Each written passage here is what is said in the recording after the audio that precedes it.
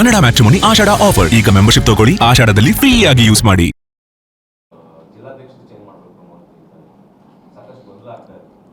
ಅದೆಲ್ಲ ಮಾಮೂಲಿ. ಒಂದು ಪಕ್ಷದ ಆಂತರಿಕ ವಿಚಾರದಲ್ಲಿ ಸಣ್ಣ ಪುಟ್ಟ ಕಾರ್ಯಕರ್ತರು ನೋವಾದಾಗ, ವೀಕ್ಷಕರು ಬಂದಾಗ ಅವ್ರ ಮುಂದೆ ನೋವು ತೋಡ್ಕೊಳ್ಳೋದು ಇನ್ಯಾರ ಮುಂದೆ ತೋಡ್ಕೊಳ್ಳೋಕ್ಕಾಗ್ತದೆ? ಅದೆಲ್ಲ ಪಕ್ಷದ ಸಾಮಾನ್ಯ ಒಂದು ವಿಚಾರ.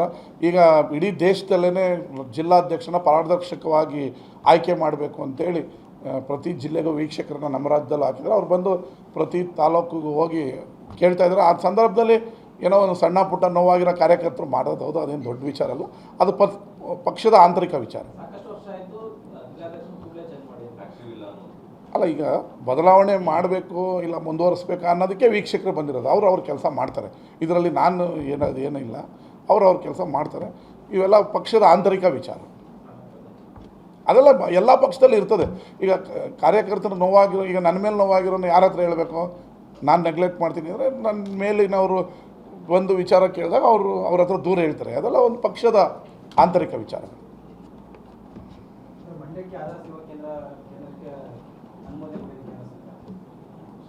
ಏನು ಫ್ಯಾಕ್ಟ್ರಿ ಬಂತು?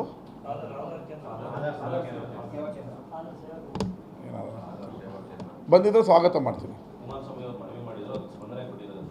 ಅಂದರೆ ಅದರಲ್ಲಿ ಏನು ಮಾಡೋದು? ಸ್ವಾಗತ ಮಾಡ್ತೀನಿ. ಆಯಿತು. ಆಧಾರ್ ಸೇವಾ ಕೇಂದ್ರವನ್ನು ನಮ್ಮ ಕೇಂದ್ರ ಸಚಿವರು ತಂದಿರೋದನ್ನು ನಾನು ಸ್ವಾಗತ ಮಾಡ್ತೀನಿ.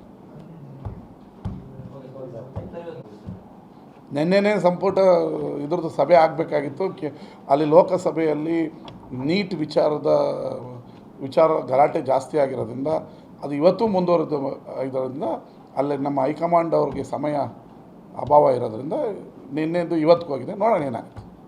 ಈ ವಾರದಲ್ಲಂತೂ ಪ್ರಮಾಣ ವಚನ ಸ್ವೀಕರಿಸ್ತಾರೆ ನೂತನ ಸಚಿವರು. ಅದರಲ್ಲಿ ಏನು ಇದಿಲ್ಲ, ವಿಚಾರ ಇಲ್ಲ.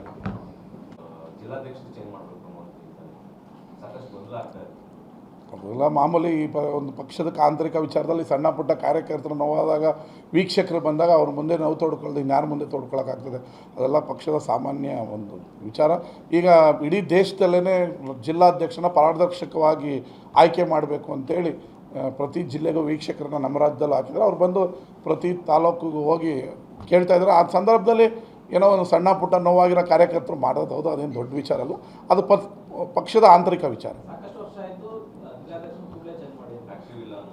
ಅಲ್ಲ. ಈಗ ಬದಲಾವಣೆ ಮಾಡಬೇಕು ಇಲ್ಲ ಮುಂದುವರಿಸ್ಬೇಕು ಅನ್ನೋದಕ್ಕೆ ವೀಕ್ಷಕರು ಬಂದಿರೋದು. ಅವ್ರ ಕೆಲಸ ಮಾಡ್ತಾರೆ. ಇದರಲ್ಲಿ ನಾನು ಏನಿಲ್ಲ, ಅವ್ರ ಕೆಲಸ ಮಾಡ್ತಾರೆ. ಇವೆಲ್ಲ ಪಕ್ಷದ ಆಂತರಿಕ ವಿಚಾರ. ಅದೆಲ್ಲ ಎಲ್ಲ ಪಕ್ಷದಲ್ಲಿ ಇರ್ತದೆ.